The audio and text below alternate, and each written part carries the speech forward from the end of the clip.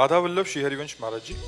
महाराज जी, आपके बल से ये शरीर विवाह नहीं करेगा, आजीवन ब्रह्मचर्य पालन करने और प्रियालाल की प्राप्ति करना चाहते हैं। गुरुदेव, स्त्री शरीर को क्या सावधानी रखनी चाहिए ब्रह्मचर्य और भगवत प्राप्ति में? हाँ, अपने माता पिता के सानिध्य में रहे और कभी भी किसी भी पुरुष का किसी भी तरह से संग एकांतिक न स्वीकार करे, चाहे रिश्तेदार हो चाहे नातेदार हो, कभी एकांतवास न होने पावे।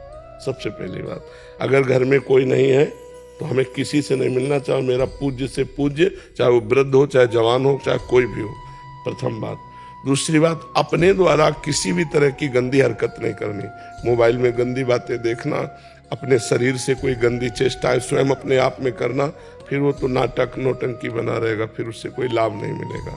और आहार बड़ा सूक्ष्म करता जाए, क्योंकि ब्रह्मचारी को ब्रह्मचर्य पचाने के लिए भोजन कम पाना चाहिए।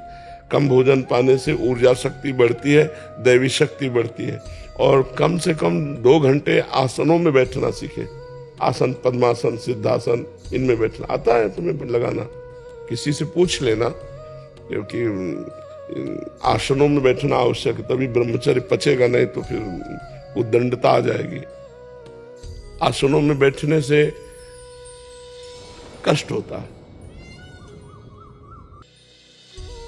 दाएं एड़ी को पकड़ करके बाएं जांग पे ऊपर चढ़ाओ, नाभि के पास चढ़ाओ, अभी चढ़ाओ। फिर बाएं को पकड़कर दाएं की तरफ ऊपर चढ़ाओ। चढ़ गए? दोनों ऐसे हैं, देखो इसे कहते हैं पद्मासन। अब दोनों हाथ रखो ऐसे और सीधी हो जाओ। 5 मिनट, 10 मिनट, 15 मिनट धीरे धीरे ऐसे बढ़ाना। जितना कष्ट हो उस समय सोचो मैं शरीर नहीं हूं, चुपचाप शांत ऐसे अभ्यास करो, ठीक है? पहले इतना करो, फिर आगे होगा तो हम बताएंगे। और मासिक में 3 दिन तक कोई नियम कोई नियम तुम्हारे लिए नहीं। जो ब्रह्मचारी उसके लिए आसिक मासिक का कोई महत्व नहीं। अपनी दिनचर्या, ये मासिक धर्म का निषेध उनके लिए जो मतलब गृहस्थ धर्म का प्रयोग करते हैं या जो व्यभिचार करते हैं।